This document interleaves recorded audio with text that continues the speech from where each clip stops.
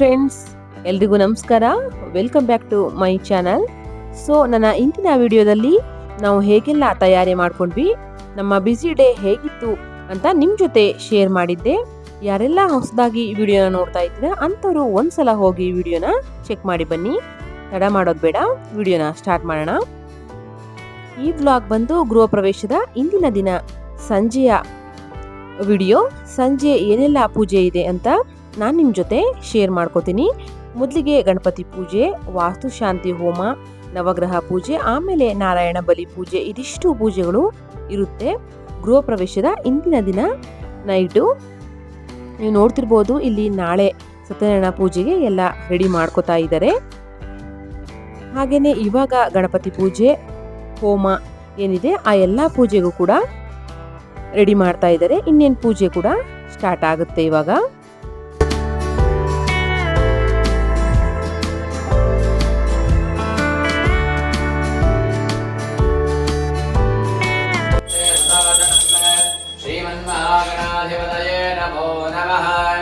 ಆಗಮಾರ್ಥಂ ದೇವಾನಾಂ ಗಮನಾರ್ಥಂ ರಕ್ಷತಾಂ ಗುರುವೇ ಕಂಠಾರಮಂ ತತ್ರ ದೇವತಾಕ್ವಾನಲಾಂಜನಂ ಇತಿ ಕಂಠಾನಾದನಂ ಕೃತ್ವಾ ಮಾತೃದೇವತಾಭ್ಯೋ ನಮಃ.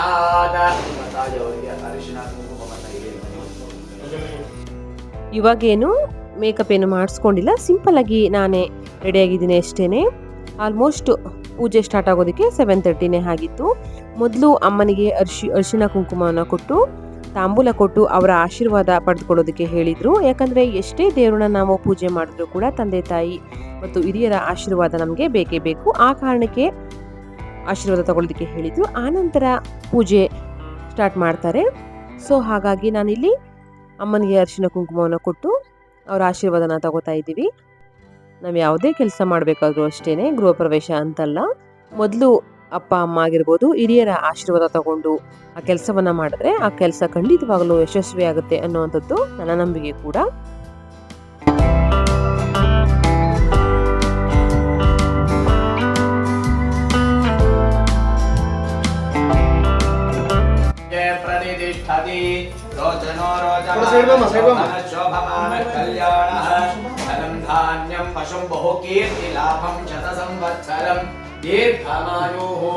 ದೀರ್ಘಾಯುಷ್ಯವಾಗಿ 100 ವರ್ಷ ಸುಖವಾಗಿ ಸಂತೋಷವಾಗಿ ಮನೆಯಲ್ಲಿ ಬಾಳ್ರಪ್ಪ.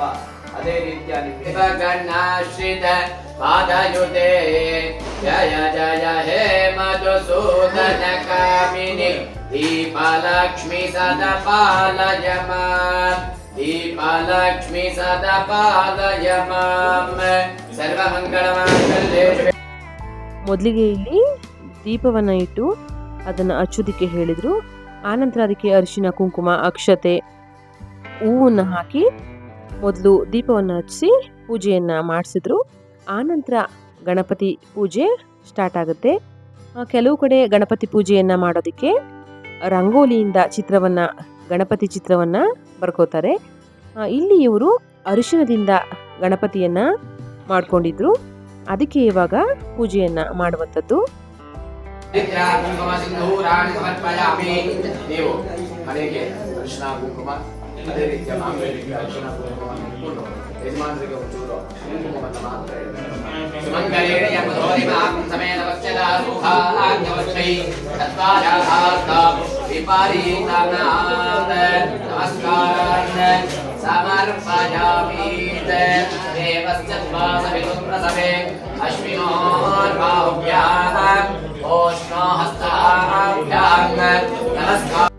ಹಾಗೆ ಇನ್ನೊಂದು ಹೇಳ್ಬೇಕು ನಿಮಗೆ, ನಮ್ಮ ಜೊತೆ ನಮ್ಮ ಪುಟಾಣಿ ವಿಶು ಕೂಡ ಕೂತಿದ್ದಾನೆ ಆರಾಮವಾಗಿ. ನಾನು ಎಲ್ಲಿ ಗಲಾಟೆ ಮಾಡ್ತಾನೋ ಅನ್ಕೊಂಡೆ, ತುಂಬ ಚೆನ್ನಾಗಿ ಹೇಳಿದ್ದೆಲ್ಲ ಮಾಡ್ತಿದ್ದ. ಅದನ್ನು ನೋಡಿ ತುಂಬಾನೇ ಖುಷಿ ಆಯಿತು. ಅವ್ರೇನು ಹೇಳ್ಕೊಡ್ತಾರೋ ಹಾಗೆ ಮಾಡ್ತಿದ್ದ. ಸ್ವಲ್ಪನೂ ಗಲಾಟೆ ಮಾಡಲಿಲ್ಲ. ಕಾರ್ಯಕ್ರಮಗಳಲ್ಲಿ ಯಾವುದು ವಿಘ್ನಗಳು ಬರ್ದಿರಾ, ಒಬ್ಬರಿಗೊಬ್ಬರಿಗೆ ಮನಸ್ತಾಪ ಬರ್ದಿರಾ, ಕೋಪಗಳ ಬರ್ದಿರಾ, ಈ ಕಾರ್ಯವನ್ನೆಲ್ಲ ಸೂತ್ರ ಮಾಡಿಕೊಡುವ ಭಗವಂತ ಅಂತ ಭಗವಂತನ ಕೃಪೆಯಿಂದ ದೇವಾನುಗ್ರಹದಿಂದ ಇವತ್ತಿನ ದಿನ ದೇವರ ಕೃಪೆಗೆ ಪಾತ್ರರಾಗಬೇಕು. ಅದೇ ರೀತಿಯ ಮನಸ್ಸು ಶುದ್ಧಿ ಇರಬೇಕು. ದೇವತಾ ಕಾರ್ಯಕ್ರಮ ಮಾಡಬೇಕಾದ್ರೆ ತಾನು ದೇವರಾಗಿರ್ಬೇಕು. ದೇವರ ಪೂಜೆ ಮಾಡಬೇಕಾದ್ರೆ ತಾನು ದೇವರಾಗಿರ್ಬೇಕು. ಅಂದ್ರೆ ಅಷ್ಟು ಶುದ್ಧಿಯಿಂದ ಅಷ್ಟು ಆದಷ್ಟು ಮನಃಶುದ್ಧಿಯಿಂದ, ಭಕ್ತಿಯಿಂದ, ಶ್ರದ್ಧೆಯಿಂದ ಭಗವಂತನ ಪೂಜೆ ಮಾಡೋದೇ ದೇವತಾ ಭಕ್ತಿ ಅಂತ ಹೇಳ್ತಾರೆ. ಹಾಗಾಗಿ ಆ ಭಗವಂತನಿಗೆ ಆ ಶಕ್ತಿಯನ್ನು ಕೊಟ್ಟು ಈ ಪೂಜಾ ಕಾರ್ಯಕ್ರಮಗಳೆಲ್ಲ ಕೂಡ ಮಾಡುವಂತ ಜ್ಞಾನವನ್ನ, ಅಭಿವೃದ್ಧಿಯನ್ನ, ಇಚ್ಛೆಯನ್ನ, ಜ್ಞಾನವನ್ನ, ಶಕ್ತಿಯನ್ನ ಕೊಡುವಂತ ಆ ಗಣನಾಯಕನ ಪ್ರಾರ್ಥನೆ ಮಾಡ್ಕೊತಾ ಗಣಪತಿ ನಮಸ್ಕಾರ ಮಾಡ್ಕೊಳ್ಳಿ. ಏಕದಂತಾಯ ವಿದ್ಮಹೇ ವಕ್ರತುಂಡಾಯ ಧೀಮಹಿ ತನ್ನೋ ದಂದೇ ಪ್ರಚೋದಯಾತ್. ಆ ಗಣಪತಯೇ ನಮಃ ಪ್ರಸಾದಂ ಶಿರಸಾ ಗೃಹ್ಣಾಮಿ ಅಂತ ಹೇಳ್ಕೊಳ್ಳಿ. ಗುರು ಬ್ರಹ್ಮ ಗುರುರ್ವಿಷ್ಣು ಗುರುರ್ದೇವೋ ಮಹೇಶ್ವರಃ ಗುರು ಸಾಕ್ಷಾತ್ ಪರಬ್ರಹ್ಮ ತಸ್ಮೈ ಶ್ರೀ ಗುರವೇ ನಮಃ. ಅಮ್ಮವರ ಹೆಸರು ಮೀನಾಕ್ಷಿ ನಾಮ್ಯಾಹ. ಜೊತೆಯಲ್ಲಿ ಹುಟ್ಟಿರ್ತಕ್ಕಂಥ ಅಣ್ಣ ತಮ್ಮ ಅವ್ರಿಗೆಲ್ಲ ಮದುವೆ ಆಗಿದ್ದಾವೆ. ಆಗದೆ ಇರೋರ ಹೆಸರು ನಾಗೇಶ್ವರಿ ನಾಮ್ಯಾಹ ಅನುರಾಧಂಕತ್ರ ವೃಕ್ಷಗ್ರಾಶೂಡಾತಾಯಾಹ. ನಿಮ್ಗೆ ಅಣ್ಣ ತಮ್ಮ ಯೋಗೇಶ್ ಕುಮಾರ್ ನಾಮಧೇಯಸ್ಯಾತ್. ಜನ್ಮ ನಕ್ಷತ್ರೇ ಜನ್ಮರಾಶು ಜಾತಸ್ಯಾತ್. ದಾಕ್ಷಾಯಿಣಿ ನಾಮ್ಯಾಹ. ಹಾಗೇನೆ ಪುರೋಹಿತರು ಕೂಡ ಸಂಜೆ 4 ಗಂಟೆಗೆ ಬರ್ತೀವಿ ಅಂತ ಹೇಳಿ 6 ಗಂಟೆ ಆಯ್ತು ಬರೋದು. ನನಗೆ ಅದು ಸ್ವಲ್ಪ ಟೆನ್ಷನ್ ಆಗಿತ್ತು, ಇಷ್ಟು ಲೇಟ್ ಆಗಿದೆ, ಯಾವಾಗ ಪೂಜೆ ಅಂತ ಹೇಳಿ. ಬಟ್ ಅವರು ತುಂಬ ಚೆನ್ನಾಗಿ ಮ್ಯಾನೇಜ್ ಮಾಡಿದ್ದು. 7:30ಗೆಲ್ಲ ಪೂಜೆ ಸ್ಟಾರ್ಟ್ ಆಗಿ 10 o'clock ಅಷ್ಟರಲ್ಲಿ ಎಲ್ಲ ಮುಗೀತು. ಯಾಕಂದರೆ ಗೃಹ ಪ್ರವೇಶ ಆಗೋವರೆಗೂ ಯಾರೂ ಸಹ ಹೊಸ ಮನೆಯಲ್ಲಿ ಮಲ್ಕೊಳ್ಳೋ ಹಾಗಿರಲಿಲ್ಲ. ಹಾಗಾಗಿ ಅರ್ಚಕರು ಕೂಡ ಮನೆಗೆ ಹೋಗಬೇಕಿತ್ತು, ನಾವು ಕೂಡ ಸ್ವಲ್ಪ ಆದರೂ ನಿದ್ರೆ ಮಾಡಬೇಕು. ಸೊ ಹಾಗಾಗಿ ಒಂಥರ ಆತಂಕ ಇತ್ತು. ಬಟ್ ಎಲ್ಲವೂ ಚೆನ್ನಾಗಿ ಆಯಿತು ಅಂತಲೇ ಹೇಳ್ಬೋದು. ಅಂದ್ಕೊಂಡ ಹಾಗೆ ಅಂದ್ಕೊಂಡ ಟೈಮಲ್ಲೇ ಎಲ್ಲ ಮುಗೀತು. ಒಟ್ಟಾರೆ ಚೆನ್ನಾಗಾಯಿತು. ಇಲ್ಲಿಗೆ ಗಣಪತಿ ಪೂಜೆ ಮುಗೀತು. ಇಲ್ಲಿ ಇಟ್ಟಿರುವಂತಹ ಗಂಗಾ ಜಲವನ್ನ ಇಡೀ ಮನೆಗೆ ಪ್ರೋಕ್ಷಣೆಯನ್ನ ಮಾಡ್ತಾರೆ. ಹಾಗೂ ಯಾರ್ಯಾರು ಇರ್ತಾರೆ ಅಲ್ಲಿ ಎಲ್ರಿಗೂ ಕೂಡ ಪ್ರೋಕ್ಷಣೆಯನ್ನ ಮಾಡ್ತಾರೆ. ನಾವೇನು ತುಂಬಾ ಜನರನ್ನ ಕರೆದಿರ್ಲಿಲ್ಲ. ಸಂಜೆ ಪೂಜೆಗೆ ಒಂದು 40ರಿಂದ 50 ಜನ ಅಷ್ಟೇನೆ, ನಮ್ಮ ಫ್ಯಾಮಿಲಿ ಮೆಂಬರ್ಸು ಹಾಗೆ ಹಸ್ಬೆಂಡ್ ಫ್ರೆಂಡ್ಸ್ ಅಷ್ಟೇ. ಅವ್ರ ವೈಫ್ ಕೂಡ ನನಗೆ ಫ್ರೆಂಡ್ಸು ಅಷ್ಟೇನೆ, ಅವರಷ್ಟೇನೆ. ಆ ಫ್ರೆಂಡ್ಸ್ ಅನ್ನೋದಕ್ಕಿಂತ ಫ್ಯಾಮಿಲಿ ಅಂತಲೇ ಹೇಳ್ಬೋದು. ಎಲ್ಲರೂ ತುಂಬಾ ಚೆನ್ನಾಗಿ ಹೆಲ್ಪ್ ಮಾಡಿದರು. ಅವ್ರ ಮನೆ ಫಂಕ್ಷನ್ ಅಂತ ಅಂದ್ಕೊಂಡು ಎಲ್ಲ ಕೆಲಸ ಮಾಡಿದರು. ಅದೇ ಕಾರಣಕ್ಕೆ ಎಲ್ಲನೂ ಚೆನ್ನಾಗಿ ಆಯಿತು. ಏನು ವಿಘ್ನಗಳಿಲ್ಲದೇನೆ ಫಂಕ್ಷನ್ ನಡೀತು ಅಂತಲೇ ಹೇಳ್ಬೋದು. ಅದಂತೂ ತುಂಬಾ ಖುಷಿ ಕೊಡುವಂಥ ಒಂದು ವಿಚಾರ. ಆನಂತರ ಬಂದಿರುವಂತಹ 5 ಜನ ಬ್ರಾಹ್ಮಣರಿಗೆ ಅಂದರೆ ಅರ್ಚಕರಿಗೆ ದಕ್ಷಿಣೆಯನ್ನು ಕೊಡಬೇಕು. ಕೊಟ್ಟು ನಮಸ್ಕಾರ ಮಾಡಿ ಆಶೀರ್ವಾದ ತಗೊಂಡ್ರೆ ಆಯಿತು. ಇನ್ನು ಅರ್ಚಕರ ಬಗ್ಗೆ ಹೇಳೋದಾದರೆ ಪೂಜೆ ಅಂತೂ ತುಂಬ ಚೆನ್ನಾಗಿ ಮಾಡಿಕೊಟ್ರು. ನಮ್ಮ ಹಳ್ಳಿ ಕಡೆ ಆದರೆ ಈ ರೀತಿ 2 ದಿನ ಪೂಜೆ ಇರೋದಿಲ್ಲ. ಗೃಹ ಪ್ರವೇಶ ಅಂತಂದರೆ 1 ದಿನ ಇರುತ್ತೆ ಅಷ್ಟೇ. ನನಗೆ ಈ ರೀತಿ ಒಂದು ಪೂಜೆಯನ್ನು ಇಟ್ಕೋಬೇಕು ಅಂತ ತುಂಬ ಆಸೆ ಇತ್ತು. ಸೊ ಹಾಗಾಗಿ ಇವರನ್ನು ಕರೆಸಿ ಪೂಜೆಯನ್ನು ಮಾಡಿಸಿದ್ವಿ. ಪೂಜೆ ಎಲ್ಲ ತುಂಬಾ ಚೆನ್ನಾಗಿ ಮಾಡಿಕೊಟ್ರು.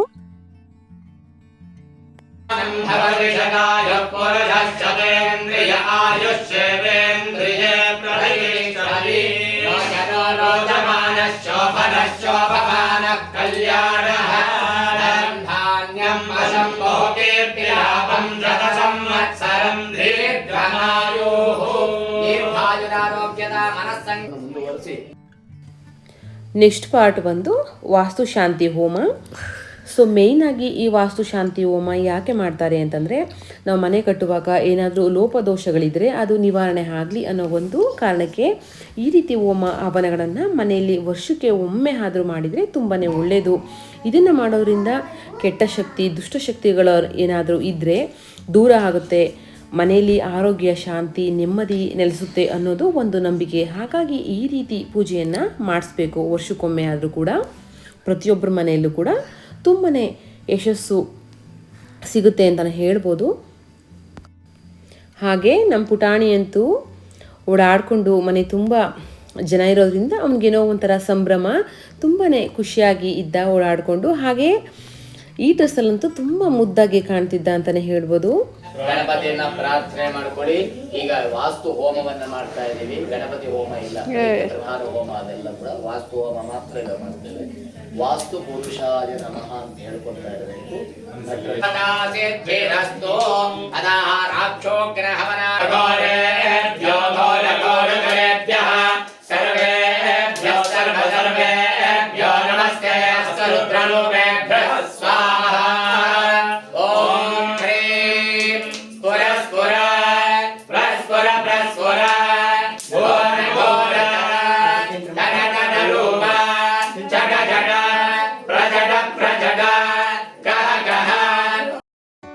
ಸಾಮಾನ್ಯವಾಗಿ ನಾವು ಈ ರೀತಿ ಬೇರೆಯವ್ರ ಮನೆಗೆ ಹೋಮ ಆಗಿರ್ಬೋದು, ಪೂಜೆ ಈ ಥರ ಹೋದಾಗ ನಾವು ಯಾವತ್ತೂ ಜಾಸ್ತಿ ಹೊತ್ತು ಇರೋದೇ ಇಲ್ಲ, ಹೊರಗಡೆ ಬಂದ್ಬಿಡ್ತೀವಿ ಎಲ್ಲರೂ ಹಾಗೇನೆ.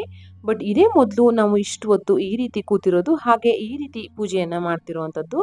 ಆ್ಯಕ್ಚುಲಿ ಈ ಹೋಮದ ಹೊಗೆ ಕುಡಿಬೇಕು ಅಂತ ಹೇಳ್ತಾರೆ, ತುಂಬಾ ಒಳ್ಳೆಯದಂತೆ. ಮನೆಯೆಲ್ಲ ಪಾಸಿಟಿವ್ ಎನರ್ಜಿ ತುಂಬಿಕೊಳ್ಳುತ್ತೆ. ಅದೇ ಕಾರಣಕ್ಕೆ ವರ್ಷಕ್ಕೊಮ್ಮೆ ಆದರೂ ಈ ಥರ ಒಂದು ಪೂಜೆನ ಮಾಡುವಂಥದ್ದು. ಇವಾಗ ಕೊನೆಯಲ್ಲಿ ಪೂರ್ಣಾವತಿ ಸಮಯ. ಇವಾಗ ಪೂರ್ಣಾವತಿ ಮಾಡಿದ್ರೆ ಈ ಪೂಜೆ, ಈ ಹೋಮ ಮುಗೀತು ಅಂತ ಅರ್ಥ.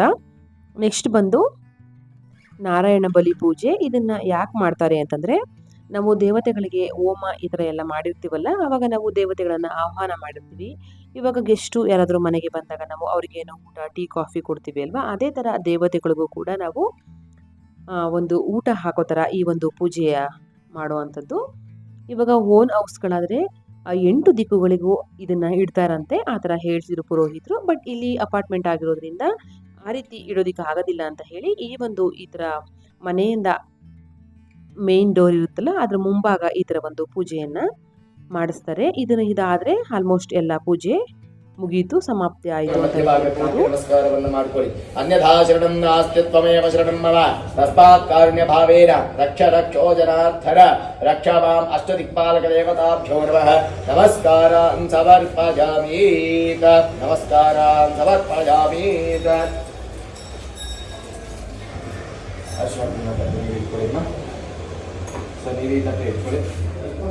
ಇಬ್ಬರು ಬಲಗಾಲ ಇಟ್ಕೊಂಡು ಹೊರಗಡೆ ಓಂ ಧ್ರುವಂದೇ ರಾಜಾವರಣೋ ಧ್ರುವಂ ದೇವೋ ಬೃಹಸ್ಪತಿ. ಇವತ್ತಿಂದೆಲ್ಲ ಪೂಜೆ ಆಯಿತು. ಇವಾಗ ಇನ್ನೇನು ಮನೆಗೆ ಹೊರಡ್ತಾ ಇದ್ದೀವಿ. ಮನೆಯೆಲ್ಲ ಕ್ಲೀನ್ ಮಾಡಿ ದೇವ್ರದ್ದು ಅಲಂಕಾರ ಕೂಡ ಮಾಡಿದರೆ ನಾಳೆ ಪೂಜೆಗೆ ಅಂತ ಹೇಳಿ. ಪೂಜೆ ಎಲ್ಲ ಮುಗಿಯೋಷ್ಟರಲ್ಲಿ 10 o'clock ಆಗಿತ್ತು.